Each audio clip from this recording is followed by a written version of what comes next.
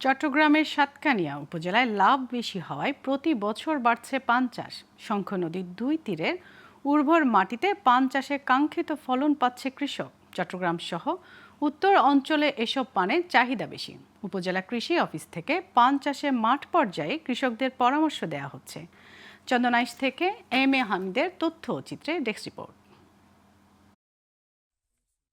চট্টগ্রামের সাতকানিয়া উপজেলার ধর্মপুর, দোহাজারী, দিয়াকুল, ধোপাছড়ি সহ বিভিন্ন এলাকায় পান চাষ হচ্ছে। চলতি মৌসুমে আবহাওয়া ভালো হওয়ায় এবার পানের ভালো ফলন পেয়েছে কৃষকেরা।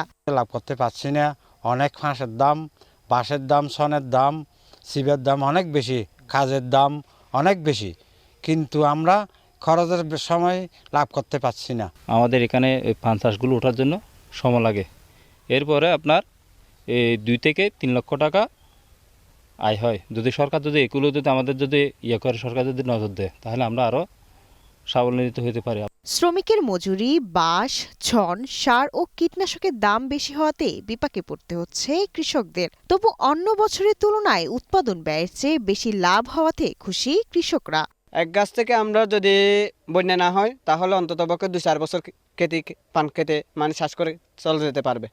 যদি বন্যা হয় তাহলে আমরা বেশিরভাগ ক্ষতিগ্রস্ত হই। এই চাষ করে আমরা ওই পানগুলো আমরা প্রতি জায়গায় জায়গায় নিয়ে বিক্রি করি।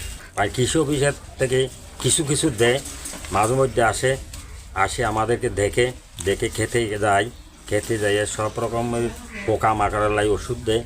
উপজেলা কৃষি কর্মকর্তারা জানান, আধুনিক পদ্ধতিতে পান চাষে মাঠ পর্যায়ে কৃষকদের পরামর্শ সহ সব সহযোগিতা দেয়া হচ্ছে।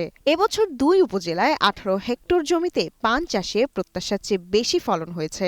একটি পানের বরজ তৈরি করলে মোটামুটি 2-3-4 বছর পর্যন্ত এই বরজটা ব্যবহার করা যায়। এই জন্য প্রথম বছরের তুলনায় পরের বছরগুলোতে কিছুটা খরচ কম থাকার জন্য কৃষকরা পান চাষে আগ্রহী এবং বাজার দরও ভালো। আমাদের এখানে যে পান চাষিগুলো রয়েছে তারা বর্তমানে এই পান চাষ করে ব্যাপক পরিমাণে লাভবান হচ্ছে।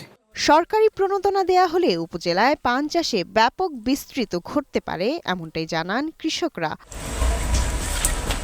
Global television news desk.